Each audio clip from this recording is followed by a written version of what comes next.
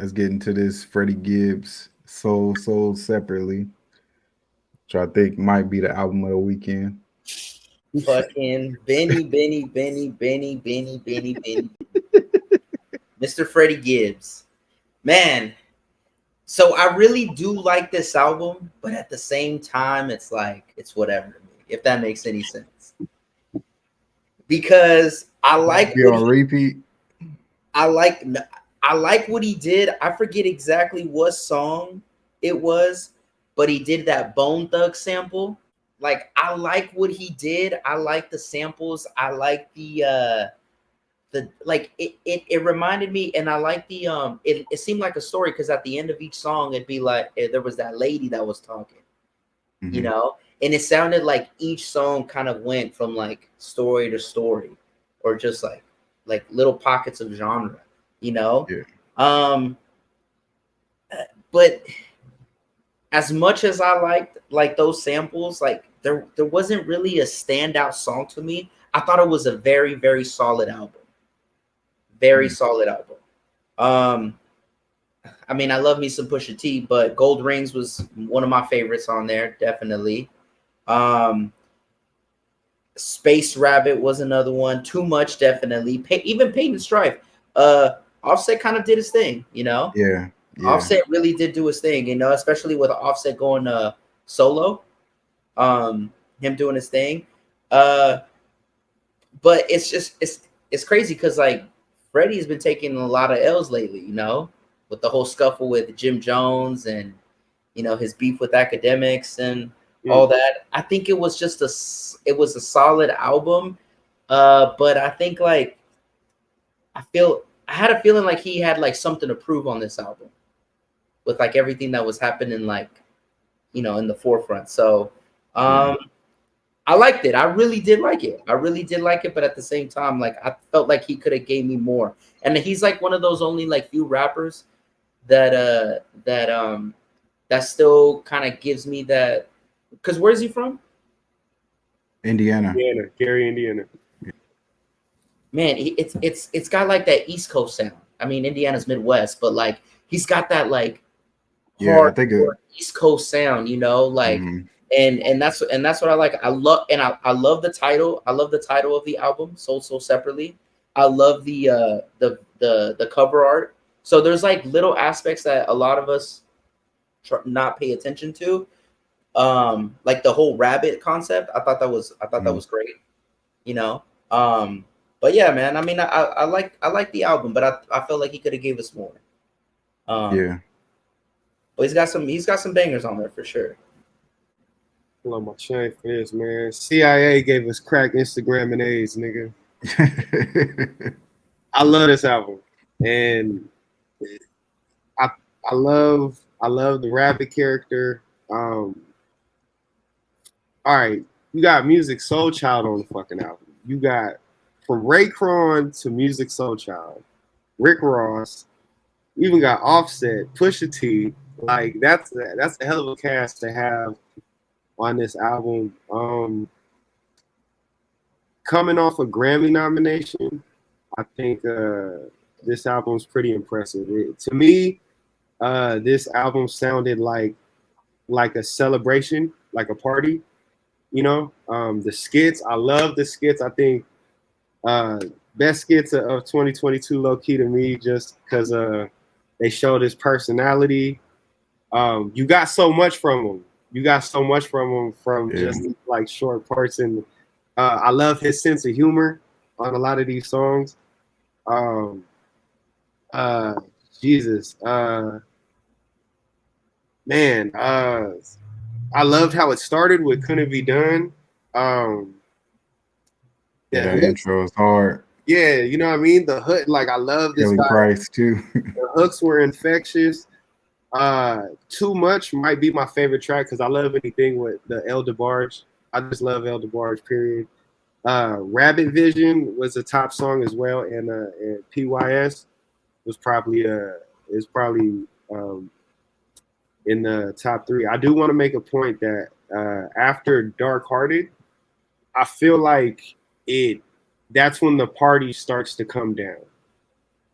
And I kind of noticed that on a lot of Freddie's albums is like there's always that element where he kind of taps into reality and shit starts wearing off, you know, because you kept hearing him talk about it like throughout the album, you know what I mean? Like, yeah, I'm having fun, but I'm doing this to numb it and this, you know what I mean? Because I got, you know, all the shit from his past eventually comes back to haunt him at some point. And on this album, I felt like after what was it? What was the song Dark Hearted. Dark Hearted? Yeah, that's when it was a come down. It was just a reminder that yeah, you having fun, but all this shit's still lurking in the background type shit. You know what I'm saying? His father got stomach cancer. What was the line? I'm numbing the pain with drugs and table dances, and his dad got stomach cancer, and you know what I mean? Like I love the vulnerability. Love the athletic cadences. Love the beat selection. I think following up, following it. You know what I mean? I could understand. I think maybe that, and it might be just me that I love Freddie Gibbs. So, but I could also see where Eddie is also like, we just this another Freddie Gibbs album. You know what I mean? But he's so consistent as well. So that might be a testament to the consistency too. You know? See, I feel like the songs, like for example, like you just mentioned, Music Soul Child, Grandma Stove. Like I felt like that song was just so whatever to me, as much as Music Soul Child. Yeah, I feel like he hit more with the non-features than he did with the features. Okay. Like I really do believe that. Like the Anderson Paak, whatever you want to call him, and Raekwon, I could skip that. The Pusha T song, I mean, I may be a little biased. Even the one that the Decoded with Scarface, like I could skip that. I think looking at it more, I think I like that. Okay, here we got a cocaine rapper, and then we got Raekwon, Rick Ross, Pusha T. Like seeing those little, I don't know, those I like all the coke rappers. You know what I mean? In there too, like the cocaine Avengers. You know what I mean? And Ross, you know, I don't want to say Ross is a, you know, I don't really know the full spectrum, but I guess we'll throw him in there too because he rapping about it. But it's like even Scarface as a bonus. Scarface as a bonus, like I think just seeing those in the track listing is impressive. Like it looks good. You know what I mean? Like, and then it made me want to listen to it looking at the track list. You know, like I just love this guy as a whole. Even how he packages his music, how you know, special releases, the merch, like he's just on top of everything. And this album didn't disappoint me. It was definitely my favorite of the three. Yeah, that's for sure. Yeah, so I thought he led up to the album pretty good because Too Much was a single and Dark Hearted was a single. And I think Dark Hearted might be my favorite song.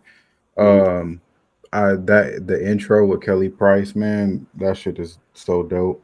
And then I like how he gets into like that comedic bag, like at the end where he tries to sing and it's all like pitchy and shit, but like that's just his personality. Like he does the comedy shit really well. He balances it well with the hip hop persona. But I liked a lot of the lyrical content. Rabbit Vision with him like explaining the whole Jeezy situation and how he handled it wrong, and he took a lot of responsibility for him and Jeezy's fallout and beef. I thought that was pretty dope. I thought Grandma's Stove was one of the better lyrical songs. It was slower, but compared to the rest of the things, but I really thought it was a good song. The Gold Rings with Pusha T, just like with the Bone Thugs thing, how he paid homage to the Bone Thugs in Gold Rings. He paid homage to Biggie with the Me and My Bitch. He kind of bit the lyrics in that from that Biggie song. And so I think he had a lot of elements in this album that kind of added to, like it just kind of layered the album really well. Like it had the Bone Thugs, the Biggie thing, it had the personal stuff, it had you know the comedic stuff, it had the voicemails from like KD and Joe Rogan. He added so many elements to the album. The one with Raekwon and Anderson Paak I thought was pretty dope. Not my favorite. Yeah, it wasn't you. It's funny because you actually put me on to Freddie back in like I want to say 2014 or something like that. But yeah, but I thought it was a really good album. I'll be playing it. It'll be in my rotation for a little bit.